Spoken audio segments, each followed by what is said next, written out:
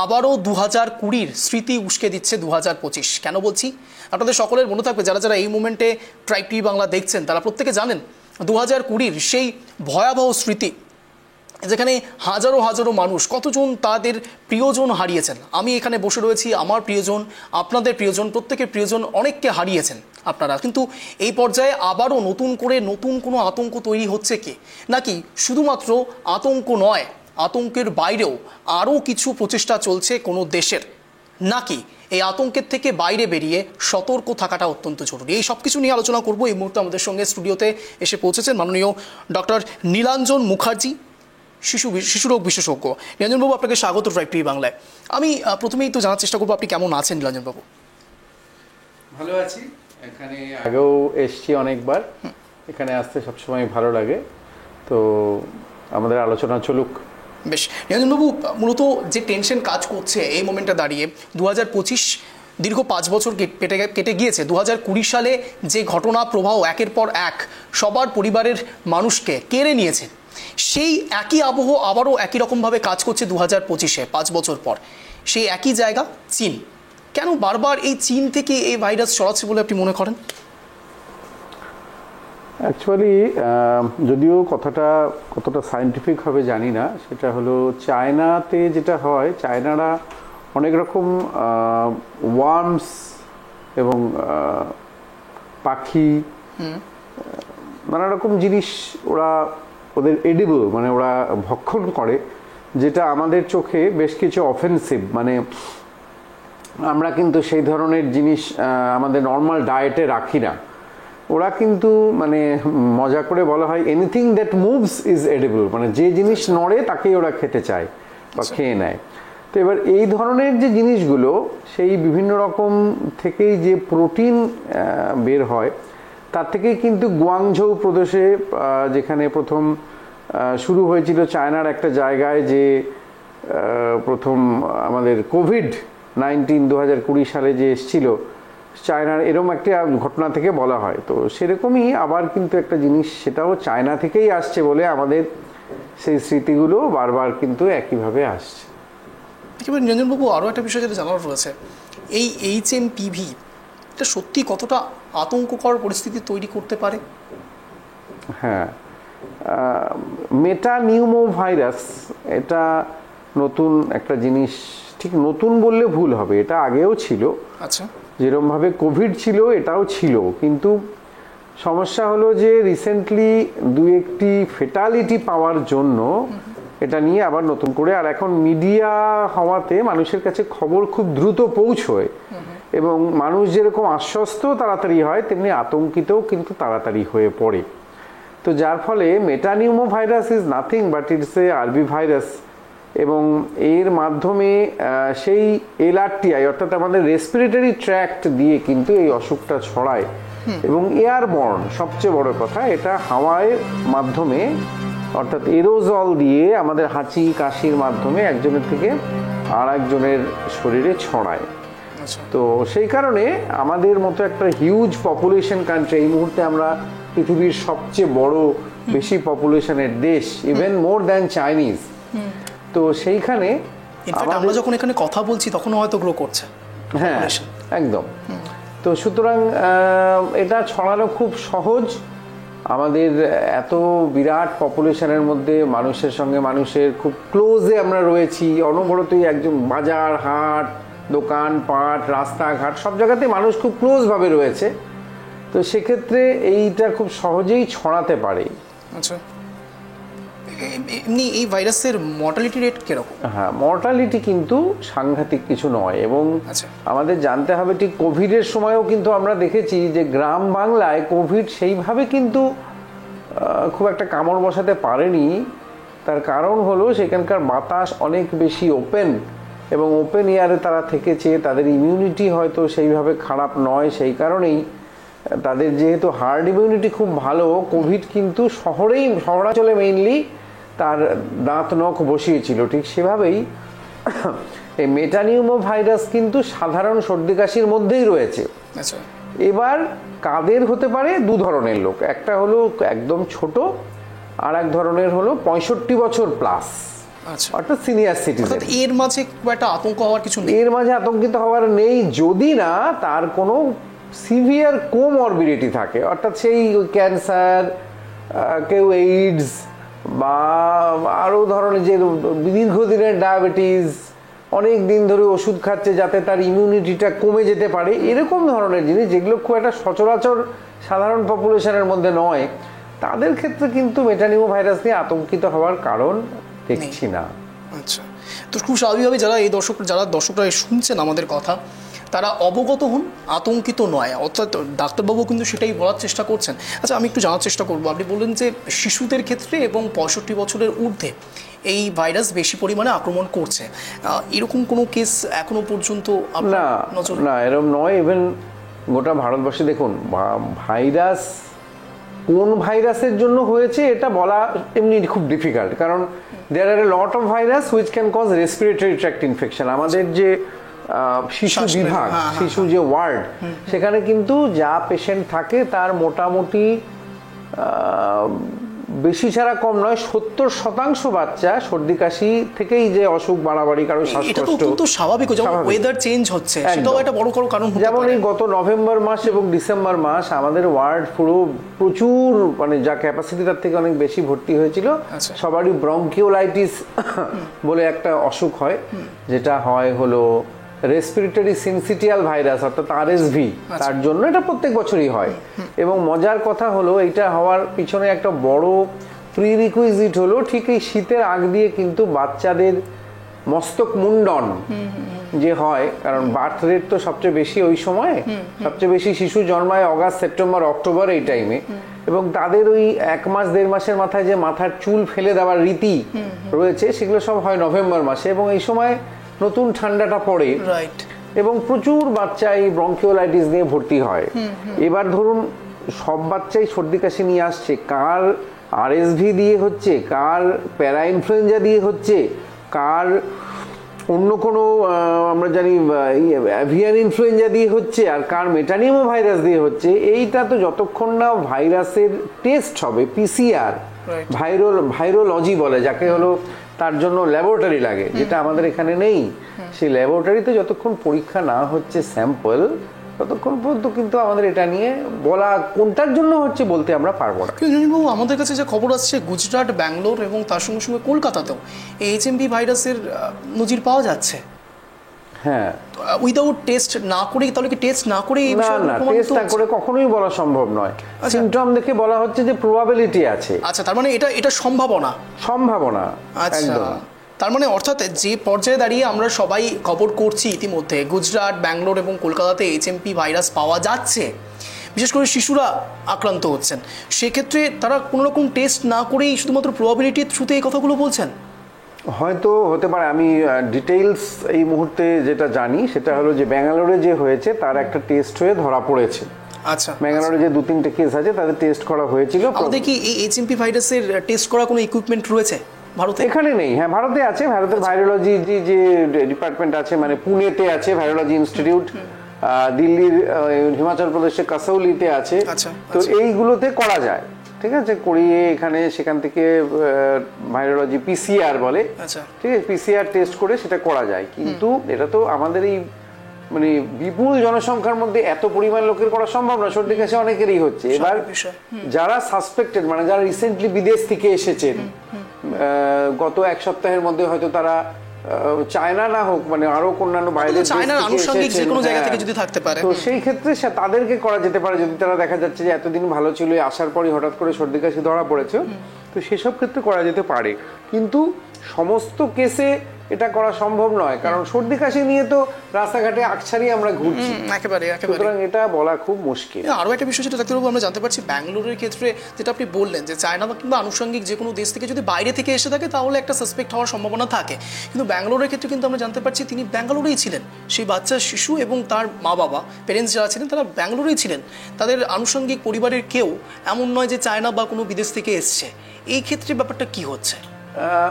কিভাবে তাদের শরীরে গেছে এইটা যতক্ষণ না তাদের ডিটেইলসটা আমরা জানতে পারবো, অর্থাৎ তাদের কোমরবিডিটি কিছু আছে কিনা বা কিছু, ততক্ষণ কিন্তু আমাদের জন্য খুব মুশকিল বলা আর কি। মানে এটা কিভাবে ছড়াচ্ছে, because it is air born না, এয়ারটা তো কারোর কাছে নির্দিষ্টটা জেনে যে এইটুকু এয়ার আমার জন্য, তাহলে তো সেই আলটিমেটলি করোনার মতো নেই একদমই। মানে তাহলে সব থেকে বড় একটা বিষয় যেটা আমার জানার অত্যন্ত ইচ্ছে রয়েছে, বেসিক্যালি করোনার ক্ষেত্রে আমরা দেখেছিলাম RNA ভাইরাস ছিল, স্বাভাবিকভাবে মিউটেশন করতে পারত, এটার ক্ষেত্রেও কি একই রকম? হ্যাঁ, সেটাই বিজ্ঞানীরা বলছেন যে এইটা হঠাৎ করে, এতদিন তো ছিল, মেটানিমো ভাইরাস আগেও ছিল, এখনো আছে, ভবিষ্যতেও হয়তো থাকবে, কিন্তু হঠাৎ করে এর যে গতি প্রকৃতি চেঞ্জ হলো, তার জন্য কিছু মিউটেশন টাইপের কিছু জিনিস করতে হয়েছে। এবার সেটা কেন হঠাৎ করলো, due to sudden climatic change, অথবা কোনো অন্য ভাইরাস এসে তার সঙ্গে কোনো রিয়াকশন করলো, সেইটা কিন্তু এখনো আমাদের পরীক্ষা সাপেক্ষ, তার আগে কিন্তু বলা যাবে না। আচ্ছা রিহানবাবু, HMP ভাইরাস এটা আগে কোথায় পাওয়া যেত? অর্থাৎ আমি বলতে চাইছি, আপনি বলছেন যে এটা এক্সিস্ট করতো, প্রথম নেদারল্যান্ডসে পাওয়া গেছিল, ঠিক আছে, নেদারল্যান্ডস, ইউরোপ, সেখানে প্রথম পাওয়া গিয়েছিল, তারপরে সেখান থেকে কিন্তু সেটা চলে আসে এশিয়াতে, আচ্ছা, কোনো বাহকের মাধ্যমে অবশ্যই।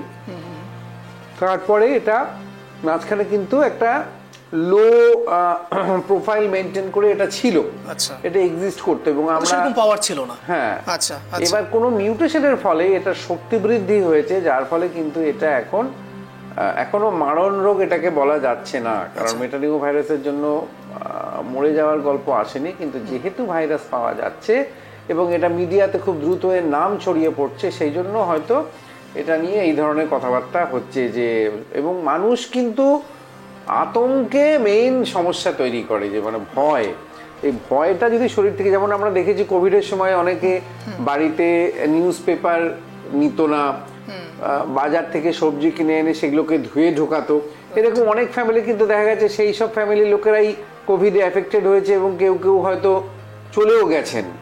হ্যাঁ, তো আবার যারা দেখা যাচ্ছে ক্যাজুয়াল রয়েছে, কিছুই হয়তো এসব কিছু করেনি, তারা দিব্যি সুস্থ শরীরে রয়েছে। সুতরাং ব্যাপারটা নির্ভর করে পার্সোনাল ইমিউনিটির ওপরে, শুধুমাত্র আতঙ্কিত হলে কিন্তু হবে না, এটা নিয়ে মানে জিনিসটা জানতে হবে, যেটা সাধারণ সর্দি কাশির মতোই, এবং এটা সেলফ লিমিটিং ডিজিজ, কারণ এটা ভাইরাল ডিজিজ, সুতরাং কিছুদিন থাকবে, তারপরে আপনি চলে যাবে, কিন্তু আমরা চেষ্টা করব যাতে আমরা সুস্থ থাকতে পারি, এবং যতটা সম্ভব এখনই এটা নিয়ে সবসময় মাস্ক পরে ঘোরা বা কিছু লেভেলে এটা এখনো আসেনি। আচ্ছা, কিন্তু নিরঞ্জনবাবু, যে বিষয়টা আপনি বলছেন যে এখনো পর্যন্ত সেই প্রসিডিওর বা সেই জায়গাটাতে এখন আমরা আসিনি যেখানে মাস্ক পরতে হতে পারে, বা হাইজিন মেনটেন করার জন্য বারবার করে হাত ধোয়া, সেই বিষয়গুলো আসতে পারে। করোনার ক্ষেত্রেও তো একই রকম বিষয়টি ছিল, HMPর মতনই, অর্থাৎ প্রথম দিকে একদম প্রাইমারি স্টেজে করোনার দিকে সবাই, অনেক ডক্টরই বলেছিলেন যে এতটাও ভয় পাওয়ার মতো জায়গাতে এখনও পৌঁছয়নি, মহামারীর মতো জায়গাতে পৌঁছয়নি, কিন্তু করোনা তো ধীরে ধীরে এমন পর্যায়ে এসে দাঁড়ালো, 2020টা গোটা সালটিকে পুরো একটি বিভৎস, বলা যেতে পারে ভয়ঙ্কর একটা স্মৃতির বাতাবরণে ঢেকে দিল।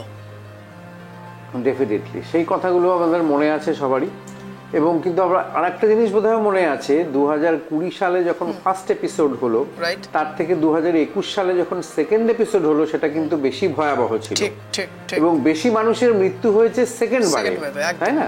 তো এইটার পিছনে একটা বড় কারণ হলো যে প্রথমবার যখন ভাইরাস এসেছিল, ভাইরাসও কিন্তু মানুষের গতি প্রকৃতি বুঝছে যে এরা কতটা আমাকে প্রোটেক্ট করতে পারছে, তারপরের বার কিন্তু সে আরো শক্তিশালী হয়ে এলো, মিউটেশন হচ্ছে একদম। কারণ হলো যখন অ্যান্টিজেন আমাদের শরীরে এলো, আমরা কিন্তু তার অ্যান্টিবডি তৈরি করলাম আমাদের শরীরে, আমাদের প্রোটেকশন পাওয়ার দিয়ে। সেই অ্যান্টিবডিকেও হার মানাবার জন্য যে ভাইরাস তৈরি হলো, সে যখন দ্বিতীয়বার বাতাসে গেল এবং অন্য ভেক্টরের মধ্যে গেল, অর্থাৎ অন্য মানুষের ক্ষেত্রে ট্রান্সমিশন হয়ে গেল, তার শরীরে কিন্তু অনেক বেশি পরিমাণ মিউটেশন হয়ে শক্তি অনেক বাড়িয়ে নিয়ে সে দ্বিতীয়বার আক্রমণ করলো, বোঝা গেল? তো সুতরাং ঠিক এইটা হলো, মানে যেভাবে লাইফ সাইকেল মশা বা এসে শরীরে ম্যালেরিয়ার যেমন রেজিস্ট্যান্ট ম্যালেরিয়া হয়ে আসে, এটাও কিন্তু সেইভাবে হয়ে এসেছিল বলেই ওই ওমিক্রন বা এই ধরনের জিনিসগুলো করোনার পরের স্টেজটা কিন্তু এলো। তো সুতরাং মেটানিমো ভাইরাস এখনো পর্যন্ত কোনো ভয়ের কিছু মনে হচ্ছে না, এখন ভবিষ্যতে যে হবে না এটা বলা যাচ্ছে না, বলা মুশকিল। নিরঞ্জনবাবু, করোনার সঙ্গে HMPর কি কোনো সিমিলারিটিস রয়েছে? হ্যাঁ, সিমিলারিটিস মানে ওই যে কি বলবো, ওই যে সিস্টেমটাকে আক্রমণ করছিল কোভিড বা করোনা ভাইরাস, সেই যে মাল্টিপল অর্গান তাকে করার মতো কিন্তু এখনো এর গতি প্রকৃতি নয়। আচ্ছা, ঠিক আছে। তো সুতরাং কোভিড কিন্তু তখনই হলো যখন কোভিড দ্বিতীয়বার এলো এবং বহু সংখ্যক মানুষকে মৃত্যুর দিকে ঠেলে দিয়েছিল, তখন কিন্তু কোভিডের দেখা গেছে ভয়ঙ্কর রূপ। ঠিক আছে। তাছাড়া কিন্তু মানে আমি খুব সাধারণ উদাহরণ দিচ্ছি, পাহাড়ি নদী যখন যখন প্রচন্ড বৃষ্টি হচ্ছে, ধস নেমেছে, পাহাড়ি নদী যখন উপরে দেখা যায় তখন কিন্তু তার গতি অনেক কম বা তার ভয়াবহতা অনেক কম।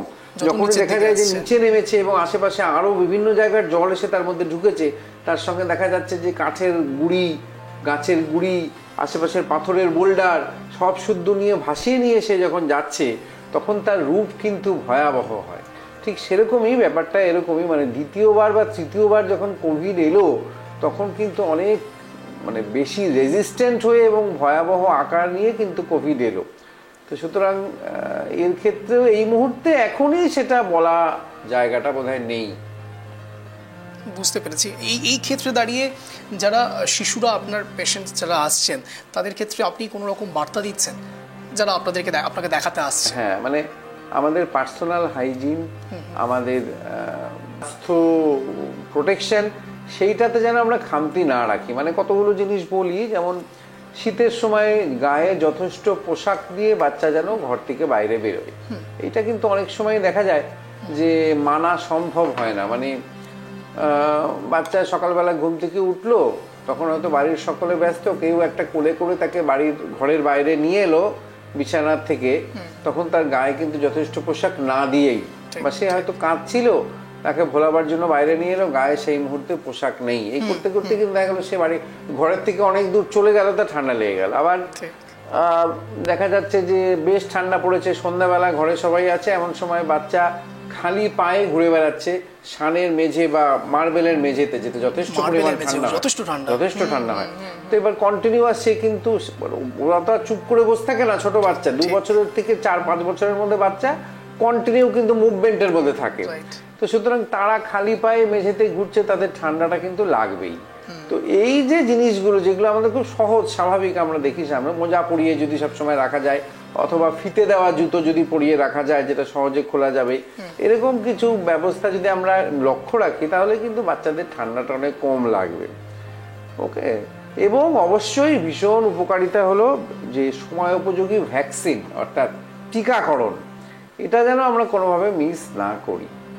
অর্থাৎ আপনি বলতে চাইছেন শুধুমাত্র এইসব বিষয়ের ক্ষেত্রে না, যা যা ভ্যাকসিনের প্রয়োজন হয় বাচ্চার প্রথম থেকে প্রত্যেকটা প্রাইমারি স্টেজে, সরকার যে কটা দেয়, ন্যাশনাল ইমিউনাইজেশন প্রোগ্রামে যে কটা আছে, এগুলো প্রত্যেক কটাই অত্যন্ত জরুরি।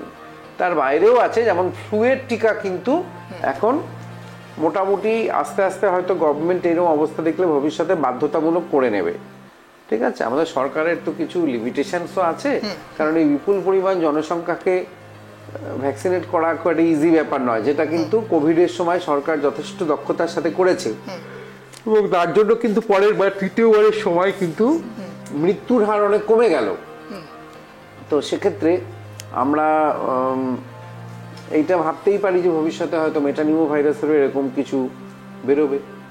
একেবারে আমাদের এই আলোচনা চলতে থাকবে। আমি দর্শকদের উদ্দেশ্যে বলবো, আমার এরকম কোনো প্ল্যানিং ছিল না, বাট আমার মনে হয় যে যারা ডাক্তারবাবুকে ইতিমধ্যে আমাদের ট্র্যাক টিভি বাংলায় পেয়েছেন তাদের অনেক প্রশ্ন থাকতে পারে, তাদের উদ্দেশ্যে ফোন কল অ্যাক্টিভ থাকবে আর কিছুক্ষণের মধ্যে। কিন্তু সময় এখন একটা ছোট্ট বিরতির পর কোথাও যাবেন না, দেখতে থাকুন ট্র্যাক টিভি বাংলা। আপনারা দেখছেন ড্রাইভ টিভি বাংলা, বাংলার আপন। ফিরে এলাম বিরতির পর। আমরা আলোচনা করছি HMP ভাইরাস নিয়ে। আতঙ্ক নয়, সতর্ক থাকুন। প্রথমেই যারা দর্শকরা ইতিমধ্যেই আমাদের সঙ্গে রয়েছেন ডক্টর নীলাঞ্জন মুখার্জি, তার সঙ্গে কথা বলতে চান, তারা অবশ্যই কথা বলতে পারেন ট্রাই টিভি বাংলা থ্রুতে। নাম্বার অ্যাক্টিভ হয়ে গিয়েছে, নাম্বারটা আপনাদের জন্য আরেকবার বলে রাখবো, 9147108809। আরও একবার বলছি, 9147108809। এই নম্বরে আপনারা ফোন করতে পারেন, নীলাঞ্জনবাবুর সঙ্গে কথা বলতে পারেন। আমি আবারও প্রশ্নে চলে যাবো। নীলাঞ্জনবাবু, যেটা বলছিলাম আমরা, বিশেষ করে খাওয়া বা খাদ্যের ক্ষেত্রে ঠিক কী কী মেনটেন করা উচিত অন্তত এই সময়ে দাঁড়িয়ে? ওকে, শীতের সময় জেনারেলি একটা জিনিস আমাদের সবার লক্ষ্য রাখা দরকার, যে আমাদের কিন্তু জল খাওয়া যথেষ্ট কম হয়।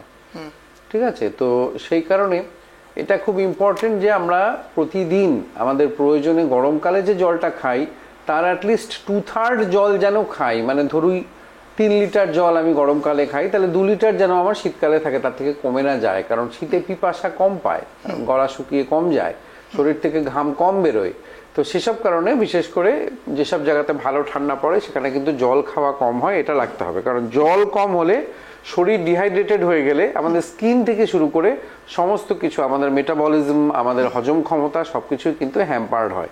তো সুতরাং এই জিনিসটা আমাদের দেখা খুব জরুরি, নাম্বার 1। নাম্বার 2, মরশুমি ফল, 1 সিজনাল ফ্রুট এ ডে, খুব ইম্পর্টেন্ট। সেটা কমলা লেবু হতে পারে, নাশপাতি, আপেল, হোয়াট এভার, যাই খুশি হতে পারে, কিন্তু একটা করে ফল প্রত্যেক দিন শিশুর জন্য যেন বরাদ্দ থাকে। সেটা রস ফল হতে পারে, হ্যাঁ, রস করে হতে পারে, অথবা টুকরো গোটাটা খেতে পারে, অথবা ম্যাশড হতে পারে। যেমন আপেল অনেকে সেদ্ধ করে খাওয়ায়, তো সেগুলো যে কোনো ভাবেই হোক, কিন্তু সেদ্ধ করা ফল যদিও ভালো জিনিস নয়, কারণ সেদ্ধ করলেই এর মধ্যে যে কিছু ভিটামিন আছে যেগুলো ডিস্ট্রয় হয়ে যায় যখন এটাকে হিট দেওয়া হয়, গুণাবলীগুলো নষ্ট হতে শুরু করে।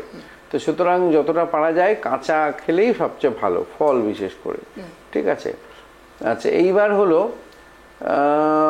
যেমন প্রোটিন, কার্বোহাইড্রেট, ফ্যাট, এই 3টে জিনিস যদি ঠিক পরিমাণে খাওয়া যেতে পারে। যেমন একটা হয় যে একদিন প্রচুর ঠান্ডা লাগছিল, সেদিন মনে হলো রিচ খাবার খাই, তো আমি অনেকটা মাটন খেয়ে নিলাম। আবার তারপরে 4 দিন ধরে কোনো রকম আমিষ খাবার হয়তো খেলো না, তাতে কি হলো, প্রোটিন একটা ডেফিসিট কিন্তু কিছুদিনের হতে পারে।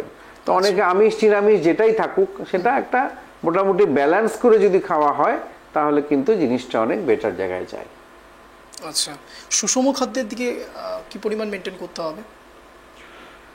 সুষম বলতে আমরা তাকেই বুঝি, অর্থাৎ খাদ্যের যে বিভিন্ন রকম গুণ আছে, অর্থাৎ প্রোটিন, কার্বোহাইড্রেট, ফ্যাট, এর সঙ্গে আমাদের মিনারেলস, আমাদের আয়রন, ভিটামিন, এই যে জিনিসগুলো আছে, এগুলো যেন প্রত্যেকটাই মোটামুটি একটা নির্দিষ্ট পরিমাণে থাকে, সেই ধরনের খাবারকে কিন্তু আমরা সুষম আহার বলি। তো সেটার জন্য আমাদের সব রকম মিলিয়ে মিশিয়ে খাওয়া, মানে ভাতটা খেলে যেন ডালটাই সঙ্গে খাই, তার কারণ ভাত আর ডাল মিলিয়েই কিন্তু মানে ওই সেই খিচুড়ির মতো জিনিসটা হয়, অর্থাৎ প্রোটিন এবং কার্বোহাইড্রেট সমপরিমাণ ঠিকভাবে যায়। তো সুষম আহার মানে সব রকম খাবারের মিশ্রণ, তার মানে আমি অল্প একটু ঘিও নিলাম, আবার তার সঙ্গে একটু লবণও নিলাম, আবার তার সঙ্গে ভাত ডালও নিলাম, আবার একটু মাছও খেলাম। তাহলে এই যে সব রকম মিলিয়ে খাওয়া, তাতেই কিন্তু একমাত্র সব ধরনের খাদ্যগুণ আমাদের শরীরে প্রবেশ করার সম্ভাবনা থাকে, একেই বলা হয় সুষম আহার। সেই পর্যায়ে দাঁড়িয়ে থেকে যারা এই মুহূর্তে আমাদের যারা দেখছেন, তারা আরও একবার আপনাদের জন্য জানিয়ে রাখি, ফোন করতে পারেন আমাদের, নিরঞ্জনবাবুর সঙ্গে আপনারা কথা বলতে পারেন। নম্বরটা আপনাদের জন্য আরও একবার জানিয়ে রাখি, 9147108809, এই নম্বরে ফোন করে নিরঞ্জনবাবুর সঙ্গে কথা বলতে পারেন। নিরঞ্জনবাবু, আরও একটা প্রশ্ন যেটা জানার রয়েছে আমাদের, বিশেষ করে একটি বিষয় আমরা খুব খেয়াল করছি, এই HMP ভাইরাস বলুন বা করোনা ভাইরাস বলুন, খুব অতি দ্রুত, যেটা আপনি বলছিলেন যে মিডিয়ার জন্য অনেক বেশি পরিমাণে চলাতে শুরু করেছে। আপনি প্রথমেই বলেছেন মর্টালিটি রেটটা অনেকটাই কম। সোশ্যাল মিডিয়াতে প্রায়শই এই বিষয়টি দেখা যাচ্ছে, যেখানে স্পষ্টত বলা হচ্ছে 43% মর্টালিটি রেট রয়েছে। এটা কতটা সত্যি? অ্যাকচুয়ালি 43% মর্টালিটি প্রথম জিনিস না, একটা যে কোনো ডিজিজ যখন নতুন আসে তার একটা কেস ফেটালিটি রেট বলে একটা জিনিস হয়, মানে কতটা ফেটাল, এবং সেকেন্ডারি অ্যাটাক রেট, মানে আপনি ফেটাল শব্দটাকে যদি একটু ভেঙে বলতেন, যেসব দর্শক মানে কতটা সাংঘাতিক, মানে কতটা তার ভবিষ্যৎ খারাপ, মানে মৃত্যু হতে পারে কত পর্যন্ত, আশঙ্কা, মৃত্যুর আশঙ্কা কত বেশি সেইটার উপরে। তো সেইটার জন্য সেইটা কিন্তু দেখা গেছে এখনো পর্যন্ত মেটানিমো ভাইরাসে খুব সাংঘাতিক নয়। এবং সেকেন্ডারি অ্যাটাক রেট হলো, অর্থাৎ একজনের থেকে আরেকজনের হওয়ার সম্ভাবনা কতটা বেশি, সেটা হলো অ্যাটাক রেট। ঠিক আছে, এবং তাতে কতজন এফেক্টেড হচ্ছে, মানে আমার মেটানিমো ভাইরাস একজনের হয়ে আছে, তার ইনফেকশন আছে, তার কাছে গেলেই আমার হয়ে যাচ্ছে, সেটা যদি হয় তাহলে সেটা অনেক বেশি। বরং যদি না হয় যে আমি তার কাছে গেলাম কিন্তু আমার হতে পারে নাও পারে, তার মানে সেকেন্ডারি অ্যাটাক রেট কিন্তু কম। তাহলে এইটা কিন্তু এখনো পর্যন্ত আমাদের কাছে খুব পরিষ্কার নয়, কারণ টিপিক্যালি মেটানিও ভাইরাস আক্রান্ত হয়ে কতটা কি হচ্ছে সেটা এখনো পর্যন্ত কিন্তু চিত্রটা আমাদের কাছে পরিষ্কার আসেনি। খুব স্পোরাডিক দু এক জায়গায় দু একটা কেস হয়েছে। এটা নিয়ে আতঙ্কিত সবচেয়ে বড় কথা হলে কিন্তু বিপদ, এতে অনেক বেশি লাইফ রেস্ট্রিকশন হবে, অনেক রকম সমস্যা তৈরি হবে এবং আবার সেই লকডাউনের দিকে যেতে হবে একরকমভাবে। যতক্ষণ না কোনো সেরকম বড় কোনো ঘটনা ঘটছে আমার মনে হয় যে এটাকে নিয়ে এত মাথা লাগাবার কোনো দরকার নেই। একেবারে ঠিক দুপুর 1টার সময় যখন আমরা বুলেটিন করছি তখন আপনাদের সামনে একটি প্রতিবেদন রেখেছিলাম, সেই প্রতিবেদনই আরও আপনাদের সামনে রাখছি। ঠিক HMP ভাইরাস নিয়ে মূলত যে আতঙ্ক সৃষ্টি হওয়ার কথা, সেই আতঙ্ক কি আদৌ পড়বেন আপনারা নাকি সতর্ক থাকবেন? দেখাচ্ছি সেই প্রতিবেদন, দেখুন। ভারতে সন্ধান মিলল HMPV-র। উদ্বেগ বাড়িয়ে এবার ভারতে সন্ধান মিলল HMPV আক্রান্তের খোঁজ।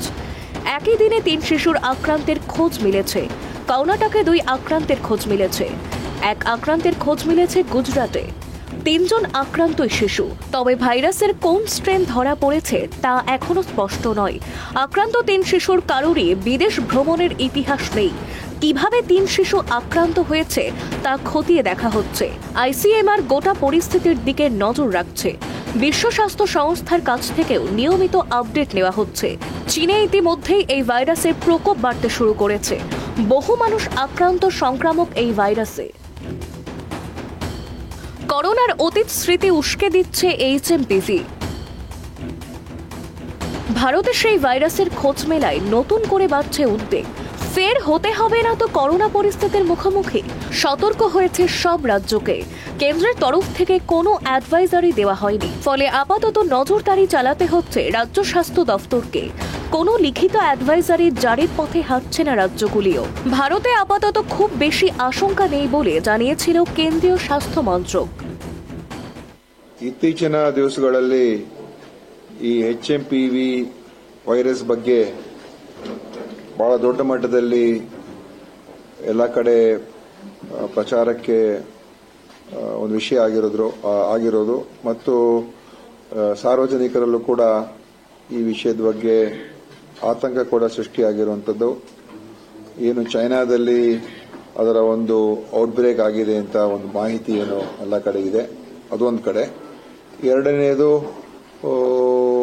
ಈ ಒಂದು HMPV ವೈರಸ್ಸು ಇಬ್ಬರಲ್ಲಿ ಕರ್ನಾಟಕದಲ್ಲಿ ಬೆಂಗಳೂರಿನಲ್ಲಿ ಬ್ಯಾಪ್ಟಿಸ್ಟ್ ಆಸ್ಪತ್ರೆಯಲ್ಲಿ ಇಬ್ಬರಲ್ಲಿ ಅದು ಪತ್ತೆಯಾಗಿರುವಂಥದ್ದು. ಅದು ಸ್ವಲ್ಪ ಸಾರ್ವಜನಿಕರಲ್ಲಿ ಸ್ವಲ್ಪ ಗಾಬರಿ ಕೂಡ ಆಗಿರುವಂಥದ್ದು, ಭಯ ಕೂಡ ಕೆಲವು ಕಡೆ ಆಗಿರತಕ್ಕಂಥದ್ದು ಇವಾಗ ಕಾಣ್ತಾ ಇದೆ. ಒಂದು ಸ್ಪಷ್ಟವಾಗಿ ಹೇಳುವಂಥದ್ದು ಏನಂತ ಹೇಳಿದ್ರೆ, ಕೆಲವು ಕಡೆ ವರದಿಗಳಲ್ಲಿ HMPV ವೈರಸ್ ಪ್ರಥಮ ಒಂದು ಕೇಸ್ ಪತ್ತೆ ಹಚ್ಚಿದೆ ಭಾರತದಲ್ಲಿ ಅಂತ ಎಲ್ಲ ಕಡೆ ವರದಿ ಆಯಿತು। সরকারি হাসপাতালের চিকিৎসকদের সতর্ক বার্তা। সরকারি হাসপাতালে চিকিৎসকদের সতর্ক থাকার পরামর্শ দিয়েছে কেন্দ্রের স্বাস্থ্য মন্ত্রক ও বিভিন্ন রাজ্যের স্বাস্থ্য দফতর। HMPV আক্রান্তের অস্বাভাবিক সংখ্যা বৃদ্ধি হয়েছে কিনা এবং HMPV আক্রান্তের উপসর্গ অসুস্থতার মধ্যে বিগত বছরের তুলনায় কোনো নতুন অস্বাভাবিকতা দেখা যাচ্ছে কিনা এই দুই দিকে লক্ষ্য রাখতে বলা হয়েছে। স্বাস্থ্য ভবনের আধিকারিকদের একাংশের বক্তব্য, চীনে HMPVর প্রকোপের মূলে কোন স্ট্রেন দায়ী সে বিষয়ে কোনো তথ্য নেই। এই পরিস্থিতিতে আক্রান্তের নমুনা সংগ্রহ করে স্ট্রেন পরীক্ষা করা হলেও সেটি চীন থেকে আমদানি হয়েছে কিনা তা বোঝার উপায় নেই। তাই দুই মাপকাঠিতে নজরদারির মধ্যেই আপাতত সীমাবদ্ধ থাকছে কেন্দ্র ও রাজ্য সরকারগুলি। ভবিষ্যতে যাতে কোনো বড় আকার ধারণ না করে সেদিকেও নজর রাখছেন স্বাস্থ্যকর্তারা। Bureau report, Tribe TV Bangla. নিরঞ্জনবাবুর কাছে আবারও চলে যাবো। নিরঞ্জনবাবু, আমরা যে বিষয় নিয়ে আলোচনা করছি তার মধ্যে একটি অত্যন্ত গুরুত্বপূর্ণ প্রশ্ন রয়েছে। উপসর্গের দিক থেকে আমরা কিভাবে নজর রাখতে পারি? ঠিক কি কি উপসর্গ ধরা পড়তে পারে HMPV ভাইরাসের ক্ষেত্রে? প্রথম দিকে আপার রেসপিরেটরি ইনফেকশন, অর্থাৎ প্লেন সর্দি কাশি, যেটা আমাদের অনেক সময় বর্ষায় ভিজলে বা অনেকক্ষণ মাথা ভিজিয়ে রাখলে যে দেখা যায় প্রথমে হাঁচি কাশি, এইগুলো প্রথম দিকে হবে। তারপরে দু একদিন পর থেকে কিন্তু এটা যখন লোয়ার রেসপিরেটরি ট্র্যাক্টে যায় তখন কিন্তু এটা কফ বুকে জমে যাওয়া এবং ঘন কাশির আকার নেয় এবং তখন নিউমোনিয়ার হতে পারে। নিউমোনিয়া হলে চেস্টে পরিষ্কার একটা সাদা স্পট বা একটা গোল মতো জায়গা দেখা যায়, সেইগুলো যদি হয় তখন তাকে নিয়ে রীতিমতো মানে বুকে ব্যথা হবে, জ্বর হতে পারে অল্প অল্প, আচ্ছা। এবং আস্তে আস্তে শ্বাসকষ্টের দিকে যাবে যখন, তখন কিন্তু রীতিমতো তাকে নিয়ে চিন্তিত হতে হবে। আচ্ছা, অর্থাৎ একটি বিষয় অত্যন্ত পরিষ্কার হয়ে যাচ্ছে যে করোনা ভাইরাসের মতনই একই রকম অনেকটা উপসর্গগুলো। বেসিক্যালি সবকটাতেই তো এই নিউমোনিয়া হচ্ছে, নিউমোনিয়া মানেই তাই বুকের মধ্যে যে টিস্যু, যে লাং প্যারেনকাইমা সেটা ড্যামেজ হচ্ছে, এবং যার ফলে শ্বাস নিতে সমস্যা হচ্ছে, সেই জন্য একই রকম সিমটমগুলো আর কি। একেবারে ডাক্তারবাবু, আপনি যেমন বাচ্চাদের কথা বলছেন, শিশুদের ক্ষেত্রে আপনি আরও একটি বিষয় মেনশন করেছিলেন 65 বছরের ঊর্ধ্বে, তাদের ক্ষেত্রে কী কী প্রিকশন নেওয়া উচিত? একই রকম শিশুদের মতোই, তারা যেন যথেষ্ট, এক নম্বর হলো 65 বছর বা 60-র পরে কিন্তু ভ্যাকসিনেশন আছে এদের জন্য, স্পেশাল নিউ ভাইরাসের ভ্যাকসিনেশন। ওকে, তো সেইটা আমার মনে হয় রুটিনলি সবাই নিলে খুব ভালো থাকবেন। শীতের 1-2 মাস আগে, অর্থাৎ আমরা সেপ্টেম্বর বা অক্টোবর, এই সময়টা আমরা এই ভ্যাকসিনের কথা ভাবতে পারি routinely after 65 years of age for their good quality of living. Number 2 হলো বয়স্ক মানুষদের যে নিয়মিত ওষুধপত্রগুলো যেন রেগুলার, কারণ বেশিরভাগ সময় এইসব কোলেস্টেরল, সুগার, হাইপারটেনশন এগুলো এদের থাকেই, সুতরাং সেইগুলো যেন টেক কেয়ার করা ঠিকমতো হয়, ওষুধগুলো যেন ঠিকমতো নেন, কন্ট্রোল, যে সুগার যেন কন্ট্রোলে থাকার চেষ্টা করে, ওষুধ খেলেও যার জন্য যে ধরনের চেঞ্জ করা দরকার সেগুলো যেন করেন, এইগুলো লক্ষ্য রাখতে হবে, তাহলেই বয়স্করা ভালো থাকবেন। অর্থাৎ আপনি সুগার যাদের রয়েছেন, যাদের কোলেস্টেরল রয়েছে, তাদের ক্ষেত্রেও কি একই রকম? হ্যাঁ, সুগার থাকলে সুগারের ধরুন কতগুলো জিনিস তো থাকেই, মানে সুগারের মতো খারাপ অসুখ সত্যি কথা বলতে কিছু নেই, মানে এটা শরীরের প্রত্যেকটা অঙ্গ প্রত্যঙ্গকে কিন্তু এফেক্ট করে, সবচেয়ে বেশি অবশ্যই কিডনি, কিন্তু সমস্ত অঙ্গই এফেক্টেড হয়। তো সেই সব ক্ষেত্রে যদি আমরা ঠিকমতো কন্ট্রোলে রাখতে পারি, সেটা কেউ হয়তো হাঁটার মাধ্যমে, কেউ হয়তো ওষুধের মাধ্যমে, কেউ বা ইনসুলিনের মাধ্যমে, কিন্তু যদি এগুলো আমরা রাখতে পারি তাহলে কিন্তু দেখা যাবে যে এদের ক্ষেত্রে মরবিডিটি অনেক কমে যাবে। ঠিক আছে, বুঝতে পেরেছি। একেবারে অন্তিম লগ্নের দিকে আমরা রয়েছি। ডাক্তারবাবু, আপনাকে অনেক ধন্যবাদ ট্রাইব টিভি বাংলায় আসার জন্য, সময় দেওয়ার জন্য। মূলত আমরা যে বিষয় নিয়ে এতক্ষণ ধরে আমরা আলোচনা করছিলাম, HMPV ভাইরাস নিয়ে, শিশুদের জন্য কি সত্যি এটা উদ্বেগজনক বটে, তবে আতঙ্ক নয়, সতর্ক থাকুন। কেন বলছি তার কারণ নিরঞ্জনবাবু যা বললেন তাতে একটি বিষয় অত্যন্ত পরিষ্কার, যে এখনও HMPV ভাইরাস নিয়ে আতঙ্কিত হওয়ার মতো জায়গা আসেনি। অর্থাৎ আপনারা যদি এখনই অত্যন্ত ঠিকঠাকভাবে থাকেন, প্রিকশন যদি ঠিকঠাক নিয়ে থাকেন, বিশেষ করে শিশুদের ক্ষেত্রে তারা যদি মেঝেতে হাঁটছে তারা যেন মোজা পরে হাঁটে, এবং তার সঙ্গে সঙ্গে একেবারে ফাঁকা মাথা যারা মুন্ডন করছে তাদের ক্ষেত্রেও কিন্তু কিছুটা আপনাদেরকে আটকাতে হবে। অর্থাৎ শিশুদের ক্ষেত্রে জোর কদমে প্রিকশন আপনাদেরকে নিতে হবে, তবেই কিন্তু এই রোগের সঙ্গে, এই ভাইরাসের সঙ্গে লড়াই করা সম্ভব। শুধু তাই নয়, 65 বছরের ঊর্ধ্বে যারা রয়েছে তাদের জন্য ভ্যাকসিনেশনের ব্যবস্থা রয়েছে। এখনও পর্যন্ত PCR-এর ব্যবস্থা কিন্তু সেভাবে তৈরি হয়নি গোটা ভারতবর্ষে, কিছু স্পেসিফিক জায়গাতে PCR-এর ব্যবস্থা রয়েছে। আর ঠিক সেখানে থেকে যেসব জায়গাগুলোতে PCR-এর ব্যবস্থা রয়েছে সেখানে তো সব কিছু সামনে আসছে, আর যেই বিষয়গুলো এখনও পর্যন্ত সামনে আসছে না সেদিকেও আমাদের নজর রয়েছে। মূলত আপনাদের এই মুহূর্তে কয়েকটি আপডেট দিয়ে রাখবো। বিশেষ করে 4টি বিষয় এখনও পর্যন্ত সামনে এসছে। তা হলো কর্ণাটকে 4 মাস বয়সী শিশুর প্রথম ঘটনা, দ্বিতীয় ঘটনা ঘটেছে কর্ণাটকে 3 মাস বয়সী একটি মেয়ে, তৃতীয় ঘটনা গুজরাটের 2 মাসের শিশু। একেবারে অন্তিম লগ্নে রয়েছি। এই মুহূর্তে আমাদের একটি ফোন কল এসছে, তার সঙ্গে কথা বলবো। কে কথা বলছেন, কোথা থেকে কথা বলছেন? মধ্যমগ্রাম থেকে বলছি। নিরঞ্জনবাবু রয়েছেন আমাদের সঙ্গে। ডাক্তারবাবুকে কি প্রশ্ন করতে চাইছেন করুন। হ্যালো, ডাক্তারবাবু কথা বলছেন, বলুন। রাজীব শাহ, মধ্যমগ্রাম থেকে। হ্যাঁ রাজীববাবু বলুন। বলছি যে আমার বাবার বয়স 65 বছর। তো উনি মোটামুটি কাইন্ডলি আপনার পাশে যে টিভিটা রয়েছে সেই টিভিটা একটু অফ করুন।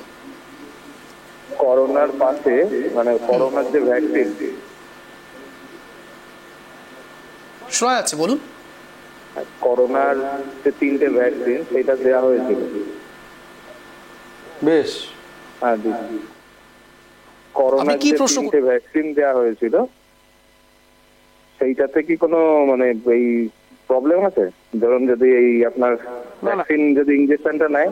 শুনতে পেয়েছি, এবার ফোন রাখুন এবং শুনতে থাকুন নিরঞ্জনবাবু কি বলছেন। নিরঞ্জনবাবু বলুন। হ্যাঁ, এতে প্রবলেম কিছু নেই, বরং এতে আপনার অ্যাডিটিভ কিছু প্রোটেকশন আপনাকে দেবে, কারণ আমরা জানি এটাকে হার্ড ইমিউনিটি বলে একটা জিনিস হয়, অর্থাৎ পারিপার্শ্বিক অন্যান্য লোককে যদি দেওয়া হয় তাতে কিন্তু দেখা যায় গোটা কমিউনিটি তাতে মানে ইমিউনাইজড হয়। তো সুতরাং যদি আপনি দিয়ে থাকেন সেটার অবশ্যই পজিটিভ এফেক্টই আছে, খারাপ কিছু নেই।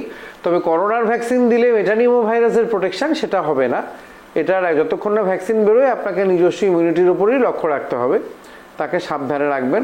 করোনার জন্য ওনার প্রোটেকশন বা অ্যান্টিবডি তৈরি হয়েছে, মেটানিমো ভাইরাস কিন্তু সম্পূর্ণ আলাদা একটা ভাইরাস, এবং তার জন্য যা প্রোটেকশন নেওয়ার সেটা কিন্তু ওনাকে নিতে হবে। একেবারে উত্তীর্ণ ছিলাম, আপনাকে ধন্যবাদও দিয়ে দিয়েছিলাম, কিন্তু ভাবিনি যে এই টাইমে এরভাবে ফোন চলে আসবে। কিন্তু আরও একটি প্রশ্ন রয়েছে নিরঞ্জনবাবু আপনার থেকে, তা হলো বিশেষ করে আমরা শুনেছিলাম এরকম একটি মিথ প্রকাশ হয়েছিল যে অতিরিক্ত পরিমাণে এরকম অ্যান্টিভাইরাস দিতে থাকলে ভেতরে নিজস্ব যে ইমিউন সিস্টেম সেটা অনেকটা পরিমাণে ল্যাক করে যায়, কমে যায়। এটা কতটা সত্যি? না, এরকম কিছু হয় না, এটা বাজে কথা। বারবার আক্রমণ করলেও নিজের রোগ প্রতিরোধ ক্ষমতা কমবে না। সেটাকে আমরা যথেষ্ট স্ট্রং যদি রাখতে পারি, হেলদি লাইফস্টাইল বলতে ভালো লাগে, কতটা করা যায় জানি না। সকালবেলা উঠে কিছুটা হাঁটা, শুদ্ধ খাবার খাওয়া, যেটা আজকাল খুবই অপ্রতুল, কারণ বাজারে আমরা যে খাবার খাই আমরা জানি যে সেগুলো অধিকাংশ ক্ষেত্রেই সার দিয়ে করা, ভেজাল রয়েছে। এবং যে ধরনের বদ অভ্যাসগুলি, অর্থাৎ ধূমপান বা মদ্যপান, মিনিমাম ধূমপানের ক্ষতি অনেক বেশি মদ্যপানের থেকে। মদ্যপান যদি একটা নির্দিষ্ট অ্যামাউন্টের মধ্যে বুঝে করা যায় সেটার ক্ষতি তত সাংঘাতিক হয় না। প্যাসিভ স্মোকিং এর ক্ষেত্রে কিন্তু smoking is very bad, smoking কোনো মতেই মানে পারমিসেবল নয়। তো সুতরাং এইগুলো যদি আমাদের কন্ট্রোলে থাকে তাহলে কিন্তু অনেক ক্ষেত্রেই আমরা একে আমাদের মরবিডিটি অনেক কমতে থাকবে। ঠিক আছে, হেলদি লাইফস্টাইল এবং কিছুটা এক্সারসাইজ, দূষণমুক্ত জায়গা বলে আমাদের দেশে সত্যি কথাই কিছু করা খুব মুশকিল, একমাত্র পাহাড়ের ওপর গেলে যদি সম্ভব হয় কিছুটা ক্লিয়ার পাওয়া যায়। আদারওয়াইজ এই মোটামুটি এইভাবে যদি আমরা থাকতে পারি তাহলে কিন্তু দেখা যায় যে মোটামুটি সম্ভাবনা অনেকটা কমবে।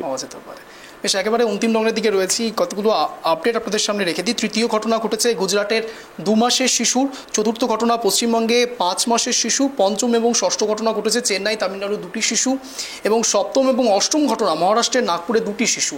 যদিও বা এখনও সবটাই সূত্র মারফত জানা যাচ্ছে, কতটা সত্যি বা কতটা মিথ্যে এই বিষয়গুলোর দিকে আমরা এখনও যাচ্ছি না। তবে যে কথা বলে আজকের এই স্পেশাল শো শেষ করব, মূলত আতঙ্কে নয়, সতর্ক থাকুন। নিরঞ্জনবাবু এই কথাটাই বারবার বলবার চেষ্টা করছেন, আর আপনারাও নিশ্চয়ই বুঝতে পেরেছেন এতক্ষণ এই শো দেখে। এরকম শো দেখার জন্য ট্রাইব টিভি বাংলার পর্দায় নজর রাখুন। নমস্কার।